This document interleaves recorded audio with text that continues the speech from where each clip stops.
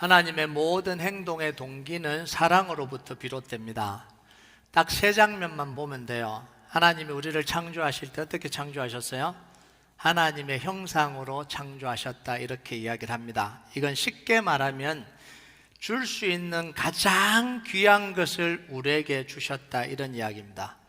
두 번째 장면은 우리가 하나님의 사랑을 배반하고 떠났을 때 우리를 구원하시기 위해서 사랑한 아들 독생자 예수님을 십자가의 제물로 내놓으셨습니다.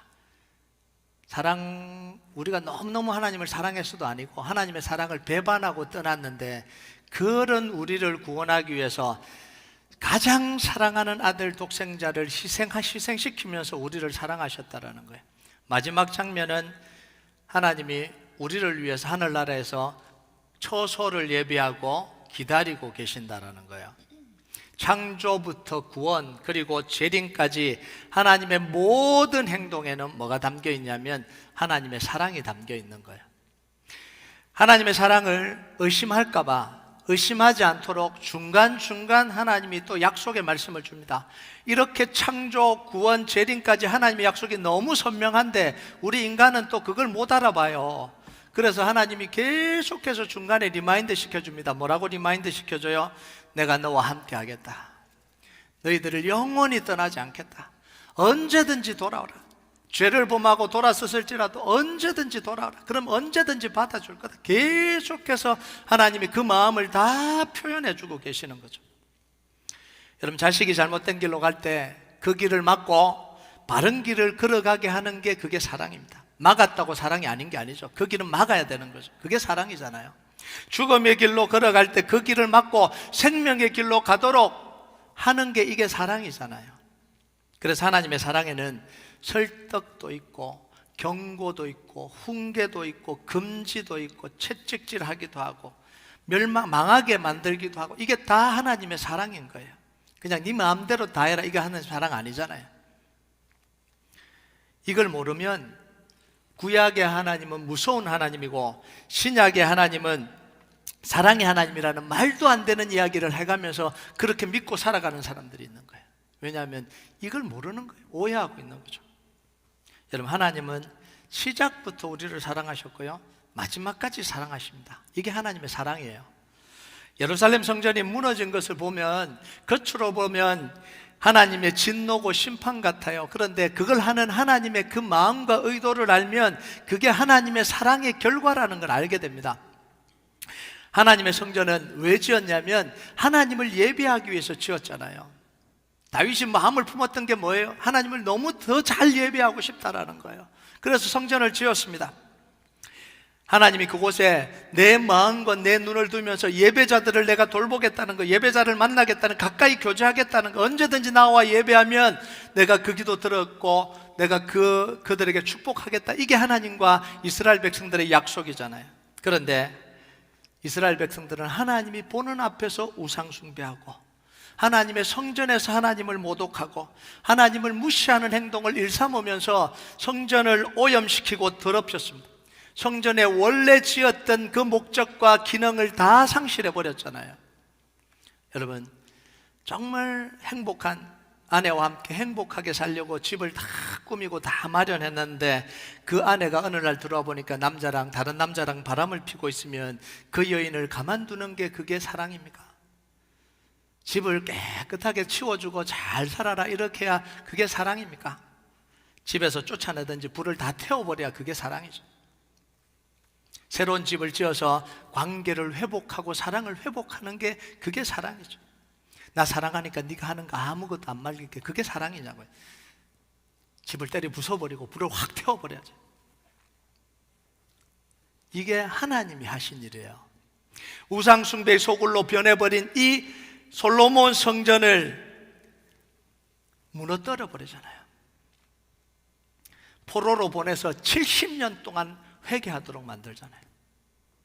그리고 스룹바벨을 통해서 새로운 성전을 지으시고 이스라엘 백성들을 포로에서 다시 불러와서 그 성전에서 하나님을 예배하도록, 하나님을 만나도록, 하나님을 사랑하도록 다시 회복시키는 이 과정을 거치는 거예요. 그런데 몇 년이 못 가서 그 성전에서도 또 범죄하고 또 우상 숭배하는 거예요.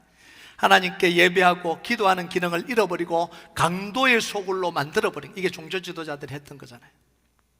그래서 이번에는 하나님이 로마를 통해서 그 성전을 허무시겠다라는, 예전에는 바벨론을 통해서 그 성전을, 첫 번째 성전을 허물었는데 이제는 로마를 통해서 그 성전을 허무시겠다라는 거예요. 여러분 1절과 2절을 한번 볼까요? 같이 읽겠습니다. 시작. 예수께서 성전에서 나가실새 제자 중 하나가 이르되 선생님이여 보소서 이 돌들이 어떠하며 이 건물이 어떠하니까? 예수께서 이르시되 내가 이 큰 건물들을 보느냐? 돌 하나도 도리에 남지 않고 다 무너뜨려지리라 하시니라. 사람의 눈에는 이 헤롯이 지은 성전, 헤롯이 보수하고 막 정축하고 이랬던 성전이 너무너무 화려하게 보이는 거예요. 너무너무 대단하게 보입니다. 자, 그런데 하나님의 눈에는 어때요? 무너뜨려야 될 더럽혀진 성전인 거예요. 그래서 하나님이 이 성전을 허물고 새로운 성전을 다시 세우겠다라는 거예요. 새로운 성전에서 하나님을 예배하고 마음껏 기도하고 하나님의 백성들이 하나님을 만나는 새로운 성전을 다시 짓겠다라는 거예요. 그래서 허무시는 거잖아요. 자, 이번에 세우실 성전은 그러나 눈에 보이는 성전이 아니라 예수님이 친히 성전이 되어주시겠다라는 거예요. 요한복음 2장 19절에서 21절 같이 읽겠습니다. 시작. 예수께서 대답하여 이르시되 너희가 이 성전을 헐라 내가 사흘 동안에 일으키리라. 유대인들이 이르되 이 성전은 46년 동안 지었거늘 내가 3일 동안에 일으키겠느냐 하더라. 그러나 예수는 성전된 자기 육체를 가리켜 말씀하신 것이라. 예수님이 십자가에 죽으시고 부활하시면서 죄와 사망과 사단의 권세를 다 무너뜨리시고 자기 몸을 찢으셔서 가로막혀 있는 휘장을 여시고 하나님께로 나아가는 구원의 길을 열어주시고 우리를 위해서 새로운 살 길인 그 길을 우리에게 열어주셨잖아요. 예수가 그리스도임을 고백하고 예수님의 이름을 부르는 자들을 구원해 주시고 불러주시잖아요. 그리고 예수 이름으로 모여서 예수 이름으로 기도하고 예배하는 자들에게 하나님이 살아있는 성전을 세워주신 거예요.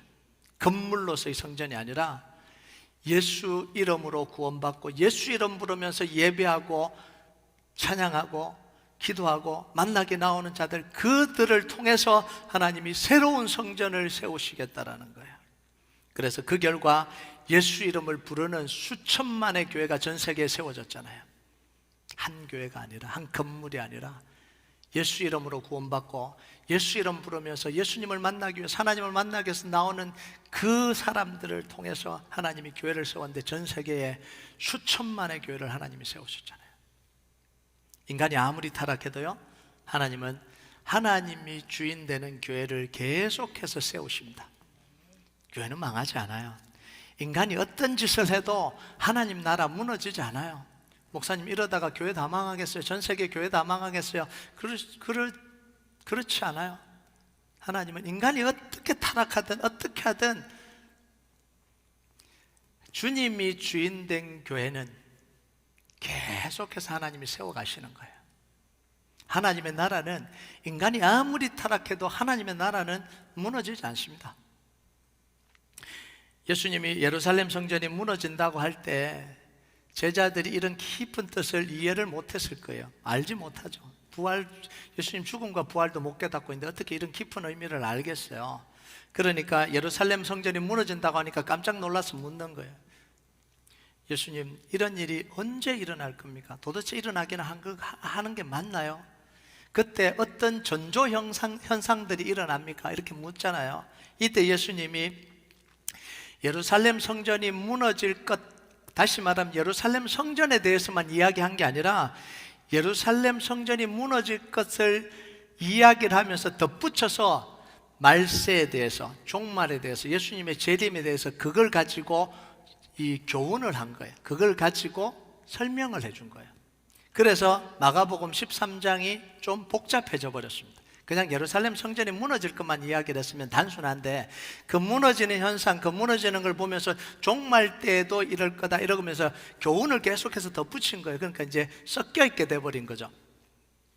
그래서 일부는 AD 70년에 로마의 장군 티투스에 의해서 예루살렘 성전이 무너질 때의 모습을 그리고 있고요, 또 일부는 예수님이 재림할 때의 모습이 그려져서 짬뽕이 돼 있는 거예요.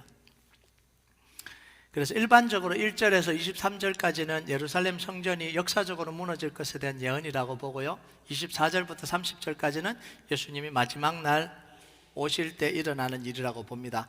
자, 그런데 사건을 통해서 설명을 하다 보니까 이 앞쪽에도 예수님의 재림할 것에 대해서 교훈들이 섞여 있는 거예요. 그러니까 읽다 보면 자꾸 머리에 헷갈리는 이유가 바로 그것 때문에 그렇습니다. 헷갈릴 이유가 없어요. 성전은 무너질 거고 예수님은 그 성전을 교보제 삼아서, 교육제로 삼아서 예수님이 오실 마지막 날에 대한 교훈을 하신 거라고 이렇게 보면 정확하게 이해가 됩니다.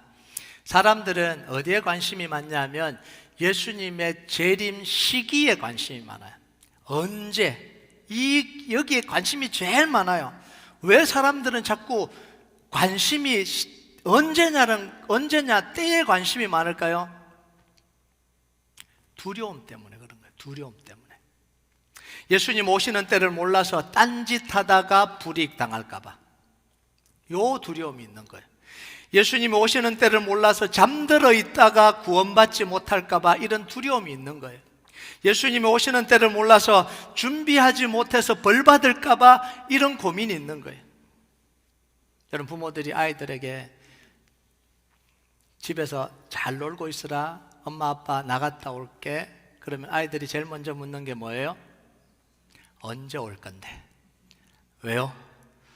그 전까지는 자기 마음대로 다 하다가 올 때 딱 치워놓고 아는 척 딱 하고 있대.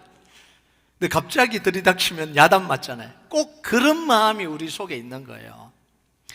여러분, 예수님의 재림은 세상의 종말이고, 세상의 종말은 두려움이다. 이 머릿속, 이 공식이 머릿속에 꽉 박혀 있어요. 이걸 도대체 누가 넣어줬는지 이 모든 사람들의 머릿속에 이 공식이 그냥 꽉 박혀 있어서 예수님의 재림과 종말을 이야기하면 두려워 떨기부터 합니다. 이게 잘못 들어가 있는 거예요. 여러분, 우리가 재림과 종말에 대해서 인식을 바꿔야 돼요. 이거 인식 안 바꾸기 전까지는 계속해서 우리가 고통당하는 거예요. 종말은 심판의 날이 아니에요. 재앙의 날이 아닙니다. 벌 받는 날이 아니에요. 이건 예수님을 믿지 않는 사람들에게 해당되는 이야기입니다. 범죄하고 죄를 짓고 죄 속에 살아가는 사람들, 하나님과 상관없이 사는 사람들에 대한 이야기예요. 믿는 사람들에게 예수님의 재림은 구원의 날입니다. 생명 얻는 날이에요. 이 땅의 수고를 다 끝내고 아버지 집으로 돌아가서 영원히 아버지와 함께 살아가는 거예요. 그 하나님 우리의 눈물 닦아주시고 수고를 알아주시고 안아주시는, 그게 우리의 종말이고 우리의 마지막입니다. 새하늘과 새 땅에서 우리 주님과 함께 영원토록 왕노릇하는 날입니다.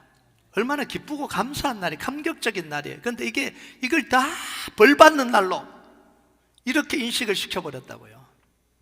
저를 한번 볼까요? 계시록 21장 3절에 4절 같이 읽겠습니다. 시작. 내가 들으니 보좌에서 큰 음성이 나서 이르되 보라, 하나님의 장막이 사람들과 함께 있음에 하나님이 그들과 함께 계시리니 그들은 하나님의 백성이 되고 하나님이 친히 그들과 함께 계셔서 모든 눈물을 그 눈에서 닦아주시니 다시는 사망이 없고 애통하는 것이나 곡하는 것이나 아픈 것이 닿지 아니하리니 처음 것들은 다 지나갔음이라. 공포스럽습니까? 벌 받아요? 아니잖아요.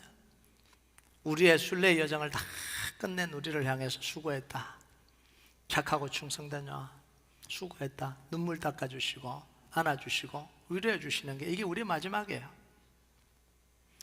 계시록 22장 5절 한번 볼까요?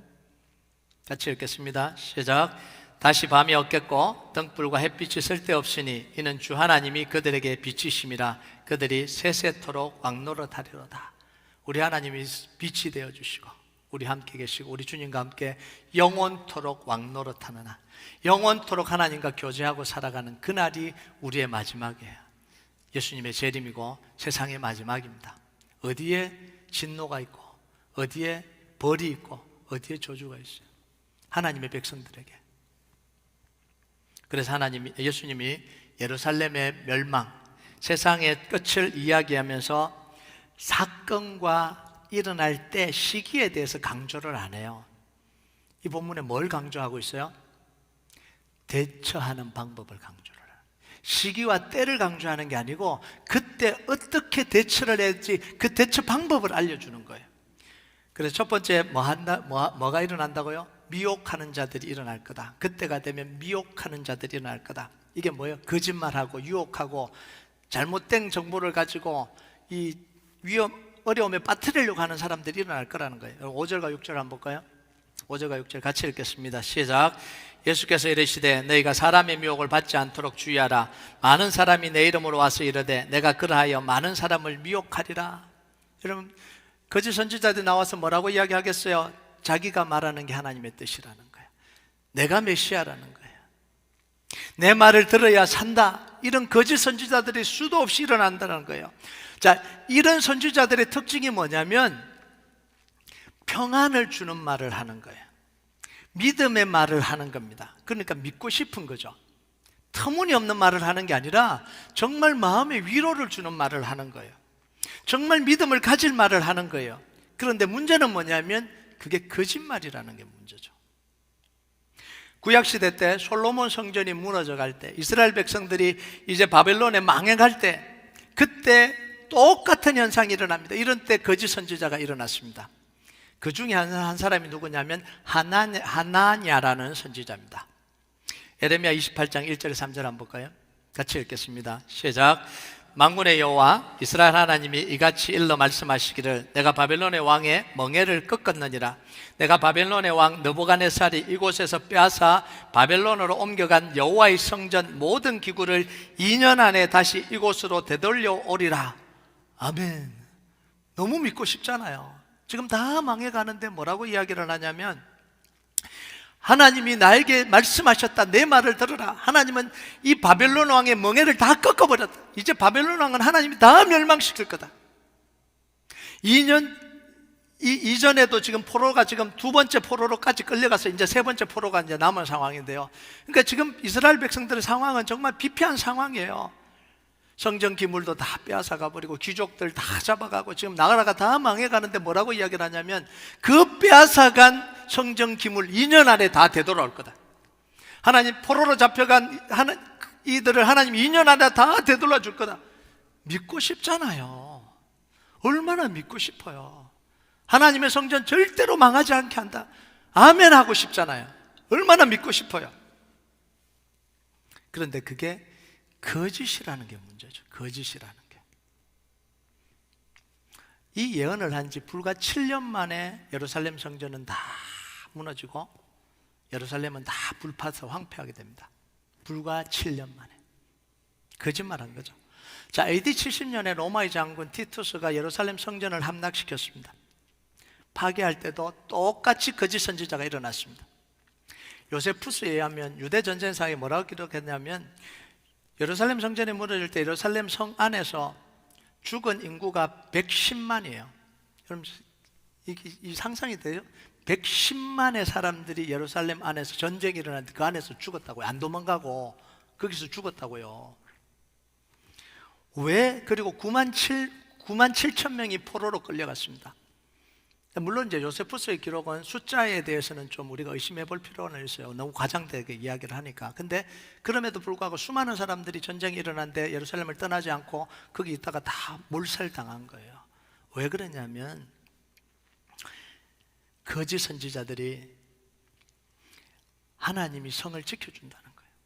포위된 성에 왜 사람들이 그렇게 110만이 모여서 들어갔겠어요? 전쟁이 하루아침에 밤에 갑자기 덮친 것도 아니고 서서히 군대가 이렇게 진입해 오는데 그 소문이 있는데 왜 사람들이 이 110만이라는 사람들이 예루살렘 성으로 모여들을까요? 피난을 안 가고. 거짓 선지자. 하나님은 하나님의 성을 지키신다. 도망가면 다 죽고 성전 안으로 들어와야 산다. 그러니까 다 몰려들은 거예요. 그때가 6월절 기간이었기 때문에 피해가 극심했습니다. 여러분, 지금도 이런 일이 일어나잖아요. 지금도 구원받으려면 14만 4천에 속해야 된다. 자기들이 교리 안으로 들어와야 된다. 자기들이 전하는 그 복음의 교리 안으로 들어와야 된다. 자기들을 사도라고 주장하면서요, 예언과 신비한 걸 지금 막 해대고 있잖아요. 하나님 나에게 이렇게 말씀하셨다 해대고 있잖아요. 지금 내 말을 들어야 된다라고 이야기하잖아요. 내가 안수하면 낫는다라는 거예요. 다른 목사들은 다 사꾼이고 내가 안수하면 낫는다 이러고 지금 있잖아요. 내가 기름 부음 받은 사람이기 때문에, 내가 사도기 때문에, 성령님이 나를 특별하게 기름 부었기 때문에 내가 안수해주면 그 능력이 그 사람에게 흘러간다. 나한테 와서 다 안수받으라. 그리고 가서 머리 뒤밀고 안수받은 사람들 꽤 되시죠? 지금도 이러고 있는 거예요. 지금도. 근데 거기에 속아서 그러고 있는 거예요. 여러분, 예수님은요 이들을 향해서 뭐라고 이야기하냐면, 이때 뭐 하라고요? 미혹받지 말라, 이렇게. 거기에 속지 말라, 이렇게 이야기를 합니다. 미혹받지 않으려면 어떻게 돼요? 바른 복음, 바른 말씀 위에 신앙이 세워져야 되는 거예요. 눈에 보이는 사건, 현상 따라가면 다 당하는 거예요. 목사님 누가 유튜브에 보니까 그 목사님 디기 능력이 있대요. 목사님 혹시 아세요? 왜요? 저도 가서 기도 좀 받으려고요. 기도 받으면 뭔가 막 달라질 것 같아요. 여러분 안 그런 것 같죠? 다 그러고 있는 거예요 지금. 유명하다고, 능력 있다고 따라가다가 다 망하는 거예요. 다. 자, 이때 예수님이 어떻게 하라고 했는지 보세요. 14절 한번 볼까요? 14절 같이 읽겠습니다. 시작. 멸망에 가정한 것이 서지 못할 곳에 선 것을 보거든 읽는 자는 깨달을진저 그때 유대에 있는 자들은 산으로 도망할지니라. 예수님 뭐 하라 그랬어요? 쉽게 이야기하면, 자 여기 보면 멸망에 가정한 것이 서지 못할 곳에 오거든 이렇게 해놓으니까 자꾸 헷갈리는 거예요. 뭔가 신비한 게 있는 것 같고, 멸망에 가정한 건 도대체 뭐고 서지 못할 곳은 뭐야 이러면서 미혹하는 거예요. 그건 이거고 이거다, 내가 계시를 받았는데 이렇게 쫓아다니는 거예요. 아니요, 그 이야기가 아니에요. 지금 무슨 이야기하는 거예요? 예루살렘 성전이 멸망하는 거 이야기하는 거예요. 로마 군대가 찾아오고 쳐들어오고 로마 군대가 예루살렘 성전을 포위하는 걸 보면 뭐 하라고요? 도망가라는 거예요. 그래서 도망간 사람들 살았고 거기 모인 사람 다 쫄딱 죽은 거예요. 지붕에 있다가 전쟁이 일어나면 내려가야 돼요? 안 내려가야 돼요? 지붕으로 도망쳤어요. 뭐 마른 지붕이지만 도망쳤어요. 근데 전쟁이 일어나서 군인들이 들이닥쳤는데 뭐 물건 놔뒀다고 돌아가야 돼요? 안 돌아가야 돼요? 돌아가면 안 돼요. 당연한 거잖아요. 당연한 이야기를 지금 하는 거예요. 전쟁이 일어났는데 임신을 했거나 젖먹이 아이가 있으면 어떡해요? 너무 괴롭잖아요. 그 이야기를 지금 하고 있는 거예요. 겨울에 전쟁이 일어나면 괜찮아요? 힘들어요? 힘들잖아요. 그 이야기 하고 있는 거예요. 근데 이걸 뭐 신비하게 해석한다고, 예수님이 우리 어릴 때요 막 종말 강의를 하는데 예수님의 재림할 때 임신한 사람 여자들은 다 저주를 받을 거라 이렇게 강의를 했다고요. 미친 거 아니에요 진짜? 마치 신비한 걸 해석하는 것처럼 정말 지극히 상식적인 이야기를 지금 하고 있는 거잖아요. 여러분, 신앙은요 지극히 상식적인 이야기예요. 지극히 합리적인 이야기가 이게 신앙이에요.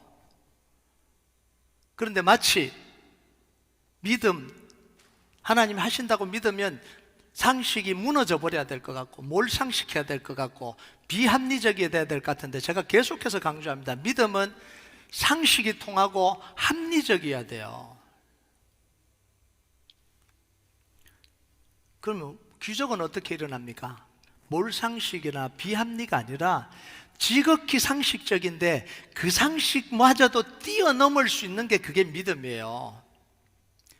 합리적인 게 비합리적으로 되는 게 믿음이 아니라 합리적으로 계산을 하면 이건데 그 합리적인 것도 뛰어넘을 수 있는 게 그게 믿음입니다.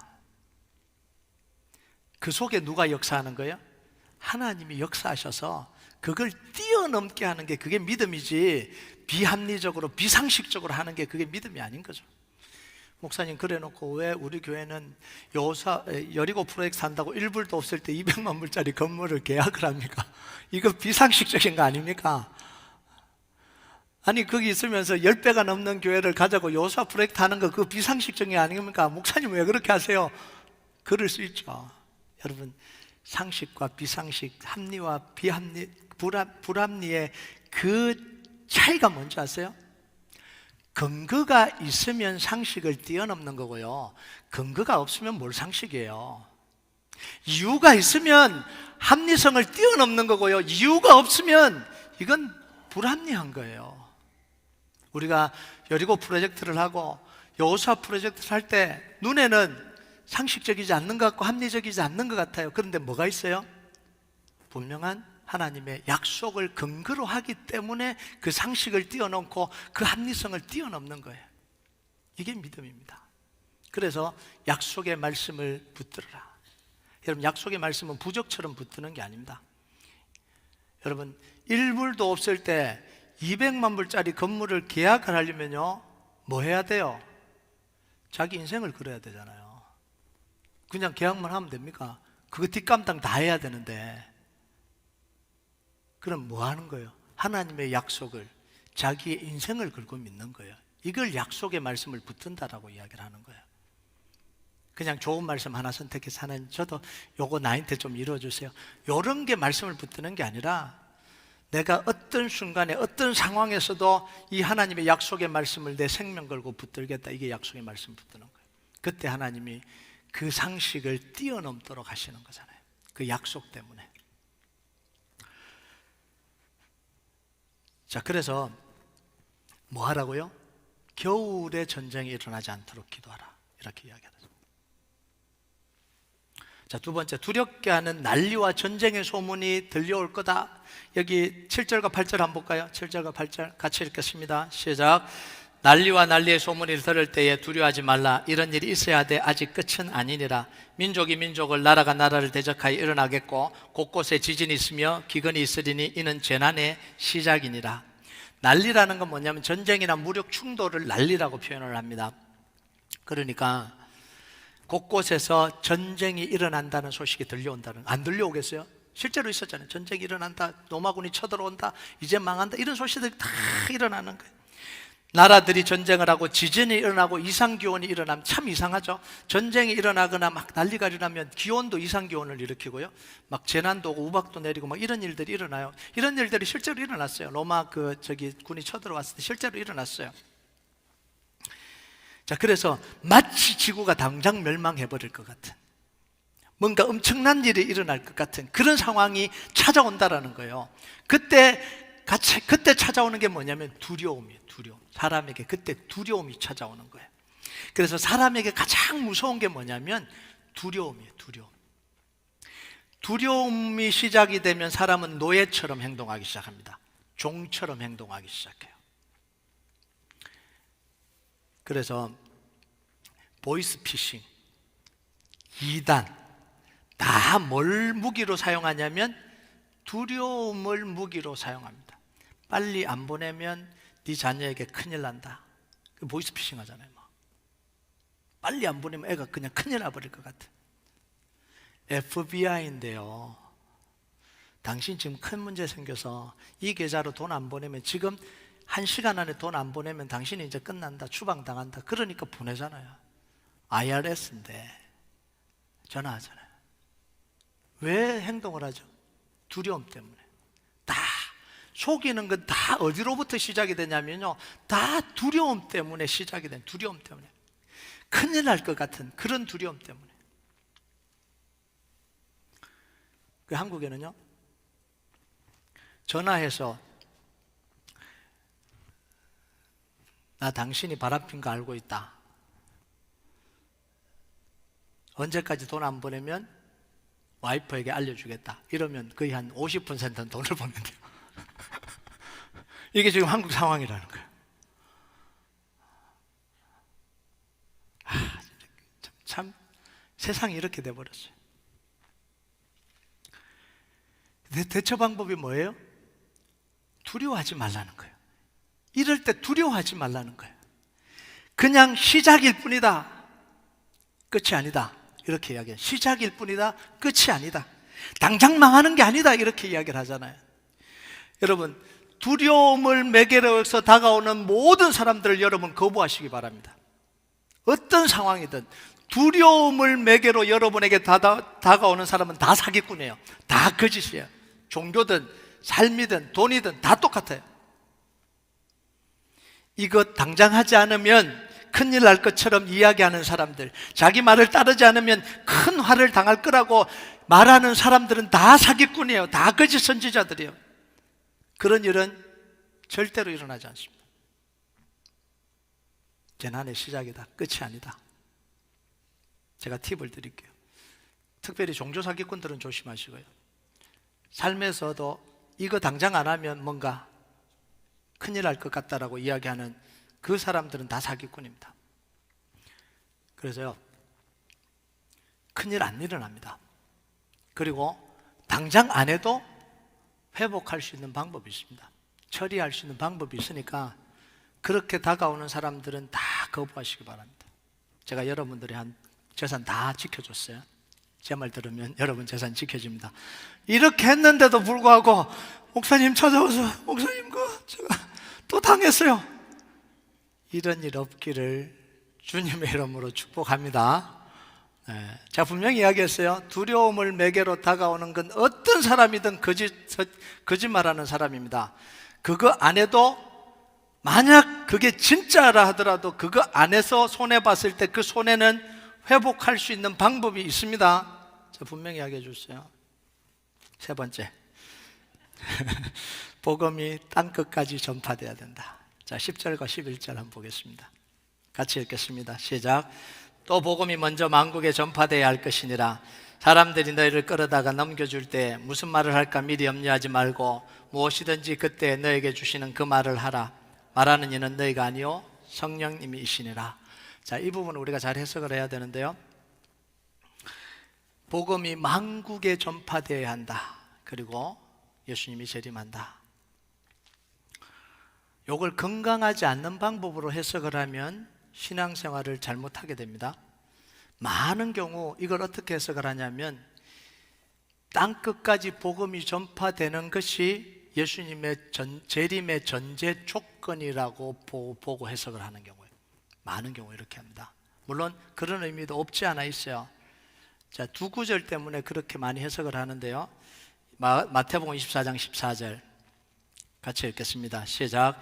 이 천국 복음이 모든 민족에게 증언되기 위하여 온 세상에 전파되리니 그제야 끝이 오리라. 천국 복음이 전파되고 끝이 온다. 이것 때문에 복음을 딱 끝까지 전파되면 예수님 재림한다 이렇게 인식을 하죠. 그 다음에 로마서 11장 25절 26절 같이 읽겠습니다. 시작.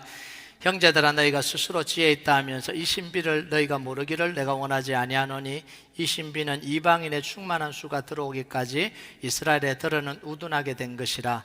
그리하여 온 이스라엘이 구원을 받으리라. 기록된 바 구원자가 시온에 오사 야곱에게서 경건하지 않은 것을 돌이키시겠고. 자, 땅끝까지 복음이 전파되고 이스라엘이 회복돼야 뭐 한다고요? 예수님이 재림하신다. 이런 공식을 가지고 살아가면 신앙생활이 자꾸 힘들어집니다. 물론 땅끝까지 복음이 전파될 거예요. 예수님 오시기 전에 땅끝까지 복음이 전파될 겁니다. 자, 우리가 이걸 공식으로 생각하면 어떻게 적용을 하냐면 이렇게 적용을 하는 거예요. 우리가 빨리 복음을 전해서 예수님의 재림을 앞당기자. 가능할까요? 이런 적용을 한다고요. 그래서 잘 생각하라는 거예요.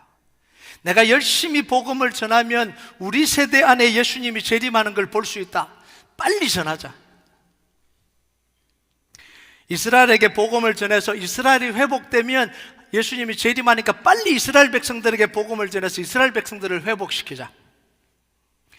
예루살렘 성전을 다시 재건하면 예수님이 오시니까 예루살렘 성전을 다시 재건하자. 복음이 예루살렘에서 동쪽으로 이동해서 아시아까지 왔는데 이제는 동쪽에서부터 백으로 가서 서쪽으로 이동해서 예루살렘으로 가고 있다. 실크로드를 통해서 복음의 서진을 이루자. Back to the Jerusalem. 여러분 많이 들어보셨죠? 미전도 종족이 몇 종족이 남았는데 지금 빨리 우리가 그 미전족 전들에게 전도를 해서 거기다가 포커스를 다 맞춰서 템포리 윈도 안에 있는 그 나라들에게 모든 걸 다 화력을 집중해서 거기 다 보내야 된다. 들어보셨죠? 정말 훌륭한 분들이면은 분명합니다. 훌륭한 분들은 복음 전하려고 하면 그 열정을 가지고 우리가 복음을 전해야 되는 게 맞는 거죠. 그런데 그게 전부인 것처럼 이야기하니까 문제가 되는 거예요. 마치 그렇게 해서 내가 복음을 전해서 예수님의 재림을 앞당기듯. 여러분, 복음의 열심으로 말하면 정말 훌륭하고 좋은 겁니다. 그들을 통해서, 그분들을 통해서 복음이 정말 많이 확장이 됐어요. 그게 사실입니다. 자, 그런데 그 구호 안에, 그 생각 안에 갇혀버리는 게 문제라는 거예요. 다른 게 다 무시되잖아요. 다 무시되잖아요. 멕시코 전도 간다. 멕시코 왜 가냐고. 지금 이슬람에 가서 전도해야지. 템포리 윈도 미종족 종족으로 보내야지. 왜 멕시코를 가냐고. 예루살렘을 위해서 기도해야 돼. 유대인들을 위해서 기도해야 돼. 유대인들을 위해서 기도하지 않는 사람들은 다 이상한 사람. 이웃들에게 사랑을 전하고 이웃들에게 섬기고 그러면 지금 그거 할 때냐고. 다 싸들고 나가야지. 교회 안에는 도대체 복음 전하는 사람 한 사람도 없고 훈련 받았다고 막 이 사기 충천해갖고 막 지금 크리스찬들은 다 죽어 있다고 지금 그러면서 다 들고 나가죠. 여러분, 그렇게 하는 게 바른 신앙이 아니라는 거예요. 이건요, 정말 하나님이 말씀하시는 그 기본을 다 상실해버린 거예요. 목적을 위해서 기본을 다 상실하고 지금 그렇게 하고 있는 거예요. 복음은 우리 힘으로 전파할 수 있습니까? 없습니까? 복음은 우리 힘으로 전파할 수 있는 게 아니에요. 예수님의 재림을 우리 힘으로 앞당길 수 있어 없어요? 우리 힘으로 앞당길 수 있는 게 아니에요. 우리 때 빨리 복음을 전해서 예수님의 재림을 앞당기자. 말은 좋은데 이렇게 하다 보니까 정말 성경이 말하려고 하는 걸 다 놓쳐버리는 거예요. 그러니까 거기서 파생돼서 이단이 나오는 거예요. 이상한 사이비 종교가 나오고 이상한 사람 쪽으로 사람들을 다 인생을 망치게 만들어 버리는 거예요. 그런데 마치 그 구호는 너무 좋잖아요. 내가 복음을 전해서 예수님 재림을 앞당겨야 되고 내가 성교지로 나가서 이걸 해야 되고 마치 안 하면 막 크리스찬도 아닌 것처럼 그렇게 만들어 버린다라는 거예요. 여러분, 복음은 우리 힘으로 전할 수 있는 게 아닙니다. 재림은 우리 힘으로 앞당길 수 있는 게 아니에요. 이게 가장 큰 전제입니다. 사도행전 1장 8절 한번 볼까요? 같이 읽겠습니다. 시작. 오직 성령이 너희가 마시면 너희가 권능을 받고 예루살렘과 온 유대와 사마리아 땅끝까지 이르러 내 증인이 되리라 하시니라. 누가 하시는 거예요? 성령님이 우리를 통해서 하시는 겁니다. 그래서 이 땅끝까지 복음이 전파된다. 이게 뭐냐면 이 말씀은요, 난리와 전쟁과 기근 상황 속에서도 하나님의 복음은 계속해서 전파될 거라는 이야기를 하는 거예요. 예수님 오실 때까지 이 복음은 막히지 않고 계속해서 전파될 거라는 거예요. 여러분, 실제로 예수님이 이 말씀하신 이후부터 AD 70년 예루살렘 성전이 파괴될 때까지 수많은 전쟁이 일어났습니다. 수많은 재난이 일어났어요. 폭동이 일어났습니다. 왕권 다툼으로 내전이 일어났어요. 속주들이 반란을 일으켜서 끊임없이 전쟁이 터졌습니다. 자, 그런데도 복음은 계속해서 전파됐어요.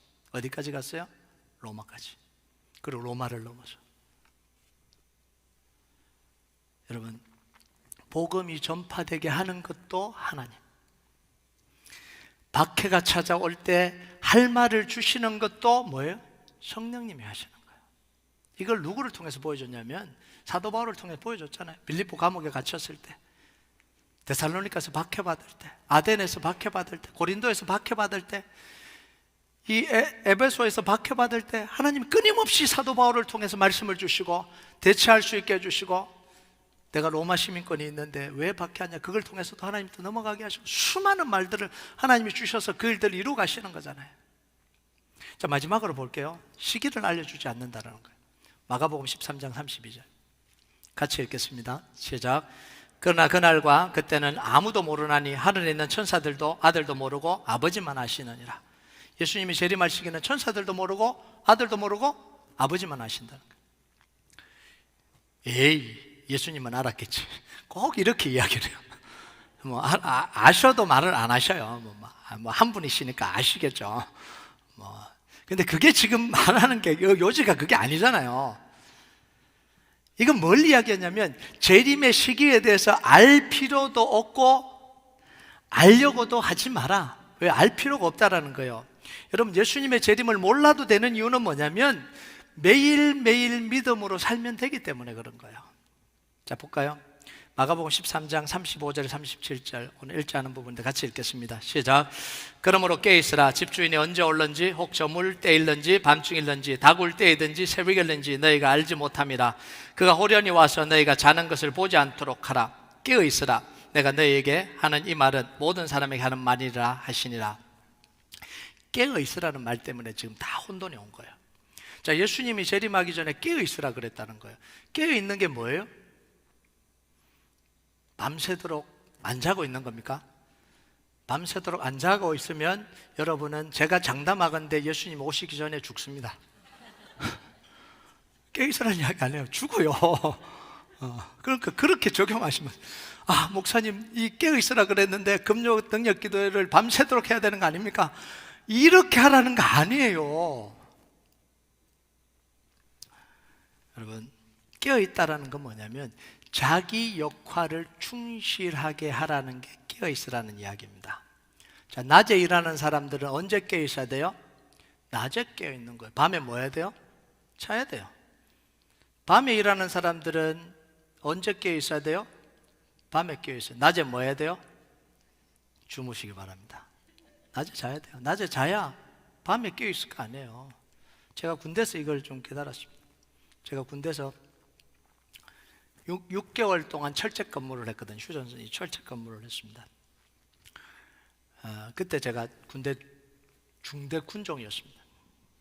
군종이라 그러니까 좀 좋아 보이죠? 중대 군종은 일만 죽도록 하는 게 중대 군종입니다. 자기 일을 다 하고 난 뒤에 밤에 가서 또 일해야 되는 게 중대 군종이에요. 대대부터 좀 상위 기간에는 그냥 군종 일만 하면 돼요. 널 그냥 편하게. 근데 저 근무 다 써야 되고 일 다 하고 끝나고 나면 이제 가서 또 밤에 커피 들고 가서 막 위문 가고 그렇게 해야 되는 게 이게 중대 군종입니다. 근데 이제 철책에 들어갔는데 중대장이 자기 부사관이 있고 이렇게 이 검문을 돌 때 자기 부사관 데려가면 되는데 나를 데려가는 거예요. 중대 군종이라고. 왜냐하면 우리 군대 가면요 귀신 스토리가 너무 많습니다. 죽은 사람들이 너무 많아서 그 옆에 무덤도 허다하고요. 이 다리 잘려서 죽은 귀신 수도 없이 많아요. 그 리포터가 들어오는 거예요. 처음부터는 안 갔거든요. 저는 근데 갑자기 어느 순간 저를 호출하더니 자기가 이렇게 순찰할 때는 나 따라가세요. 그 뭔가 그랬더니 우리 초소에서 그 밑에 초소까지가 초소가 한 수십 개 되죠. 근데 이 초소를 내려가려면 계단을 한 300개 내려가야 돼요. 이만큼 높은 계단이에요. 군화를 신고 내려가니까 내려갈 때마다 탁 이런 소리가 나는 거예요. 근데 보초를 쓰다가 봤는데 이 군화발 소리가 나는 거예요. 탁 점점 가까워지는 거예요. 점점 초소로 탁 가까워져서 초소병이 이렇게 봤는데 사람은 없다는 거예요. 이런 리포터들이 막 올라오는 거예요. 그래서 막 소리가 나서 딱 봤는데 사람이 훅 지나갔는데 상반신이 없더라는 거예요.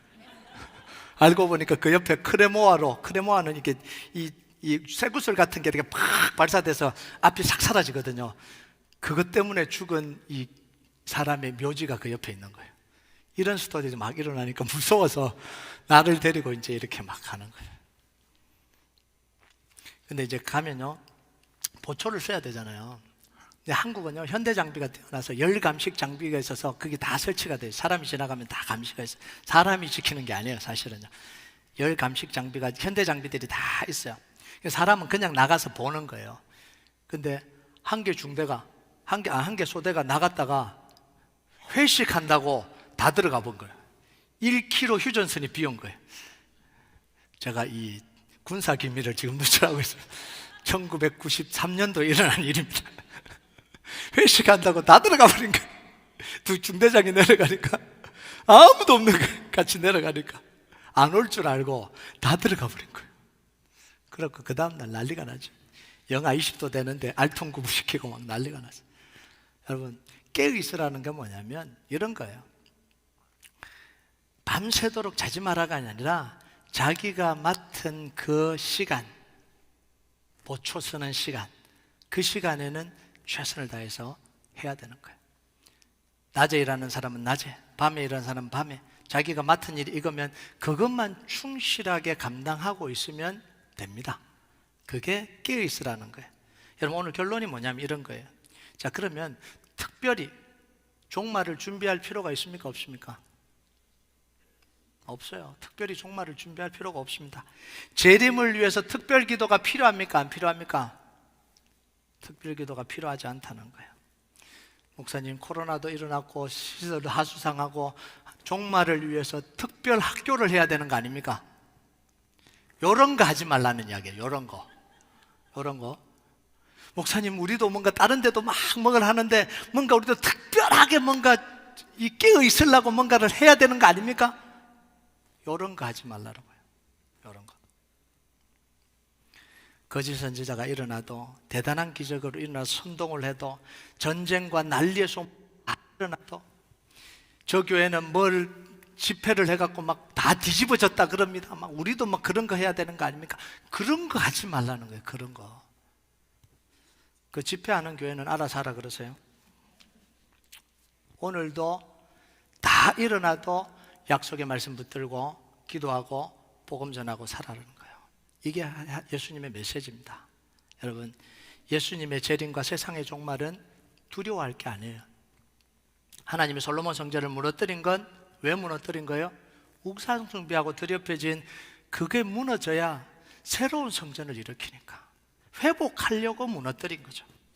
예수님이 예루살렘 성전을 무너뜨린 이유가 뭐예요? 무너진다고 하는 이유가 뭐예요? 강도의 소굴로 변한 걸 그대로 두면 안 되니까 그걸 무너뜨려야 새로운 성전이 일어나니까, 새로운 하나님과의 관계가 시작이 되니까 무너뜨린 거예요.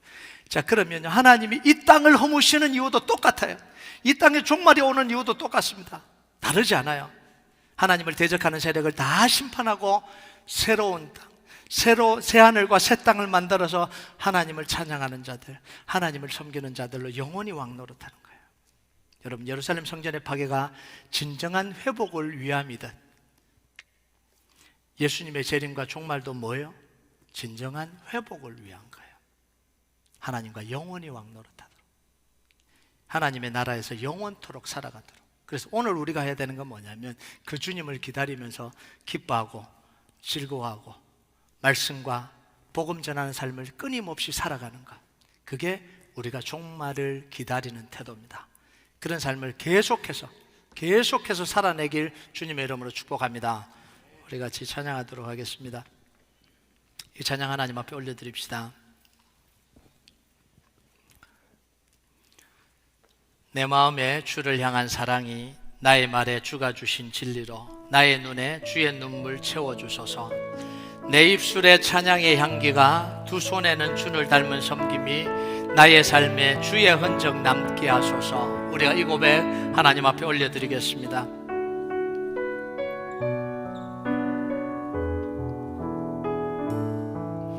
내 마음에 주를 향한 사랑이, 내 마음에 주를 향한 사랑이 나의 말엔 주가 주신 진리로 나의 눈에 주의 눈물 채워주소서. 눈에 주의 눈물 채워주소서. 내 입술엔 찬양의 향기가, 내 입술에 찬양의 향기가, 두 손에는 주를 닮은 섬김이, 두 손에는 주를 닮은 섬김이 나의 삶에 주의 흔적 남게 하소서. 나의 삶에 주의 흔적 남게 하소서. 하나님의 사랑이 영원히 함께하리. 하나님의 사랑이 영원히 함께하리. 십자가의 길을 걷는 자에게, 순교자의 삶을 사는 이에게, 나의 삶을 사는 이에게, 조롱하는 소리와 세상 유혹 속에도, 조롱하는 소리와 세상 유혹 속에도 주의 순결한 신부가 되리라. 내 생명